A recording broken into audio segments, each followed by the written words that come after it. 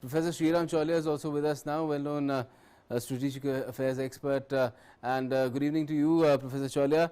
Right now, of course, the situation is tenuous in Afghanistan, and a lot of words are being said about how the Taliban needs to behave and let people who are stuck and want to get out of Afghanistan, they should be allowed to get out of Afghanistan in an orderly fashion, not in the manner that led to the shutting down of the airport in Kabul. And we are all waiting to see whether that happens or not. Do you think that is something that the Taliban, the expectation that the world has with the Taliban, will it be fulfilled?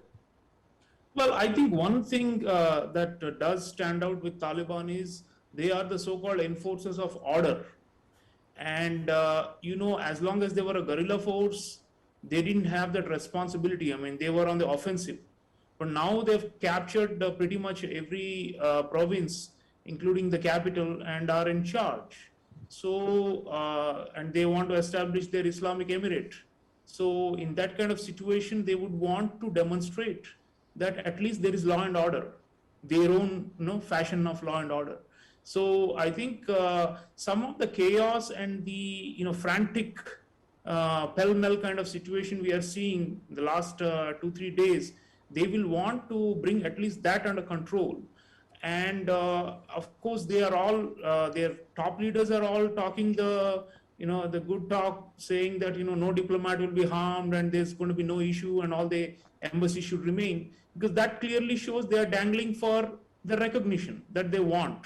They do remember. I mean, the senior leaders, Mullah Baradar, Akhundzad, all of them are from the earlier era when they had a government from 1996 to 2001, a de facto state, which was not recognized internationally except by Pakistan, UAE, and Saudi. So at that time they weren't bothered, but you're saying that this time they will be bothered. See, it looks like, because see, there is more pressure on them to respect human rights and of minorities, of women, of different ethnic groups within the country, and of the urban youth. See, at that time there was no big urban youth constituency. Now, you see, the population of Afghanistan has changed, especially in the last 20 years, the post-Taliban period. More than 25 to 30% are urban residents now. So they have tasted relative freedom and relative, ease of living with personal liberties and all those. So I think domestically, they will be under some pressure to try and sustain their legitimacy. It cannot be purely through brute force. And secondly, or just through Islamist ideology, So, and secondly, as far as the international community goes, they clearly didn't bother for any of the US or NATO or European or any other, or even the Russians or the Chinese for that matter. I don't think they were very, very steadfast in just driving home their military advantage on the ground and to capture power by hook or crook. So far we have not seen the regional powers or major global powers being able to exert much influence on them. That is a cause for worry. But of course, recognition is one thing. And the second, I would say the financial assistance for reconstruction. If the Chinese strike out on their own, as some people are speculating, and they're saying we are going to have friendly relations with the new regime, or they may even recognize it, that would be, a shot in the arm for Taliban, in the sense like they then don't need any other big donor. Their foreign ministry spokesperson has made that pretty clear that they will have friendly relations with friendly relations. Well, because they're a permanent member of Security Council. They will reveal their official recognition in due time. Now they are saying, and their embassies have not been evacuated. They say we are absolutely safe in Kabul. Chinese have no problem. So that means they have already sewn up some assurances from Taliban. Taliban has even assured that we will not interfere in Xinjiang. That remains to be seen. I think that's a bigger bet the Chinese are placing, that this radical jihadist explosion will not blow up in their face. But I think for now, the rest of the international community is going to look at them quite cagily. I mean, there's just no history of trust between Taliban and most of the world powers or even the regional powers.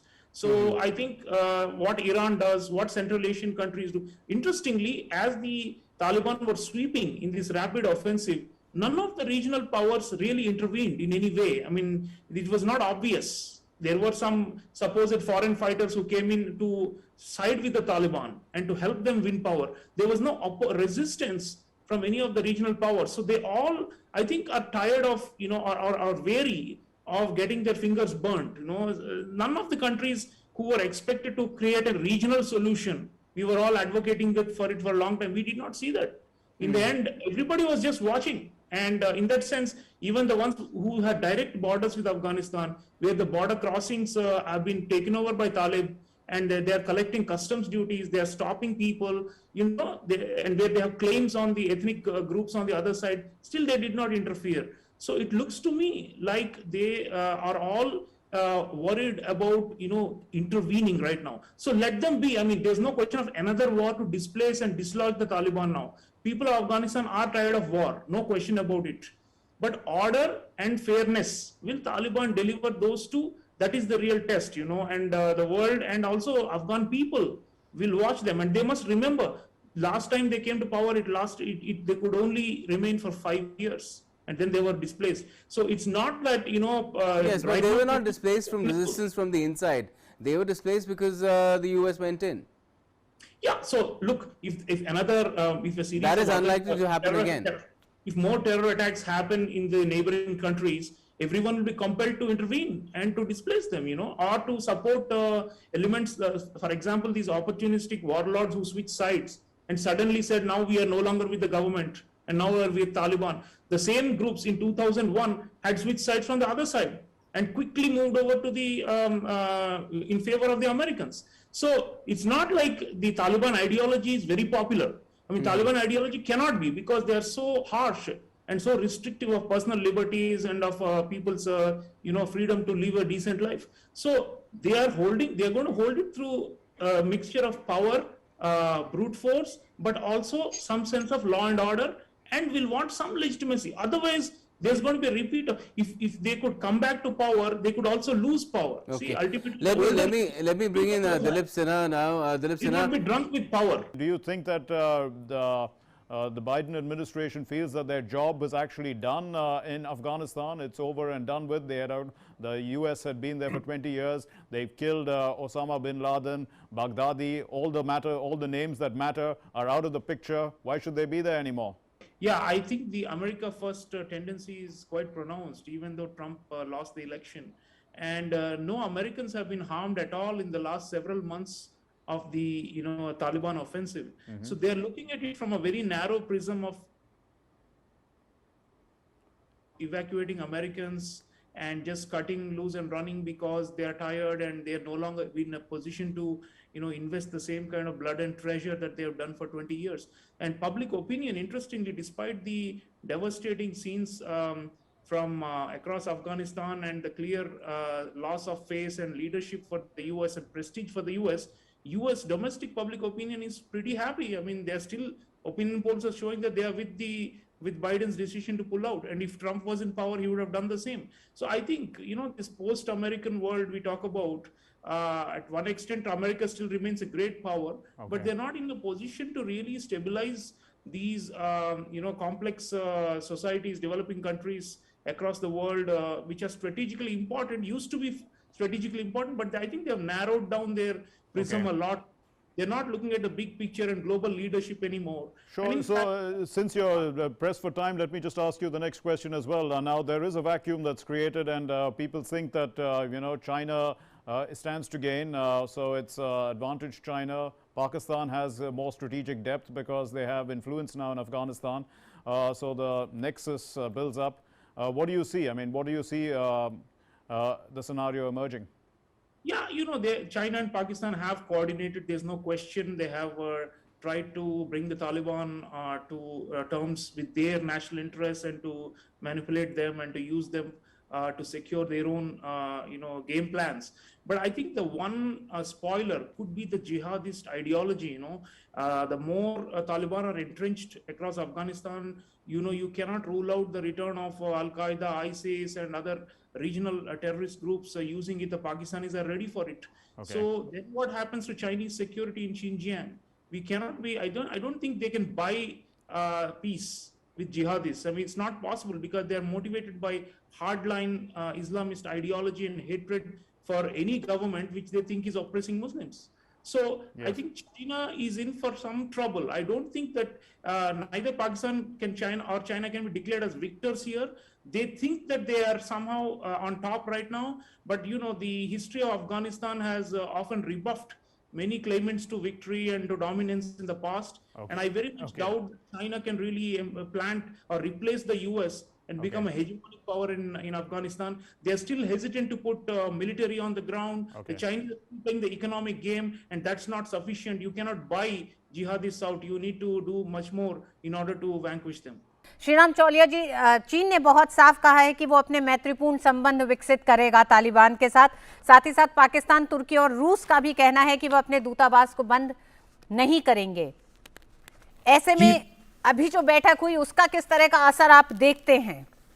जी रितु, मुझे लग रहा है कि सुरक्षा परिषद विभाजित है और एक मत तो नहीं मिलेगी, क्योंकि जैसे आपने कहा कुछ देश हैं, चीन खासकर, जिसने पहले से एक तरह की मैत्री बना रखी है तालिबान के साथ पाकिस्तान के जरिए।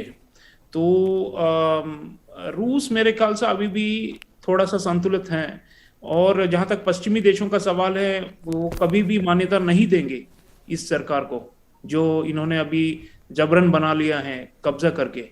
तो बगैर मान्यता की भी फिर भी सरकार चल सकती है, जैसे एम्बेसडर चक्रवर्ती कह रहे हैं कि अगर चीन के तरफ से खजाना खुल जाए तो फिर ये किसी न किसी तरह टिकी रह सकती है, और चीन के पास तो अपार धन है देने के लिए। लेकिन चीन को एक चीज जरूर सोचनी पड़ेगी कि ये जो जिहादी ये जो राक्षस है, ये एक बार जब खुलकर निकलता है तो इस पे कोई पाबंदी लगाना बड़ा मुश्किल होता है। तो चीन के साथ अभी अफगानिस्तान का सीधा सीमा भी लगता है, वखान कॉरिडोर कहते हैं उसको, और वहां से वो शिनजियांग तक जा सकते हैं जिहादी और हमले कर सकते हैं वहां पर। तो ये खतरा हमेशा ही रहता है। दूसरी चीज ये है कि चीन को ये भी सोचना पड़ेगा, अपने आप को एक महाशक्ति कहलाती है और कहते हैं कि हम हमेशा शांति और स्थिरता चाहते हैं। तो मानवाधिकारियों के मामलों में वो ज्यादा तो कुछ उनका कोई रिकॉर्ड खुद का नहीं है, चीन का खुद ही तानाशाही है, तो उस पर वो ज्यादा कोई जोर तो देंगे नहीं।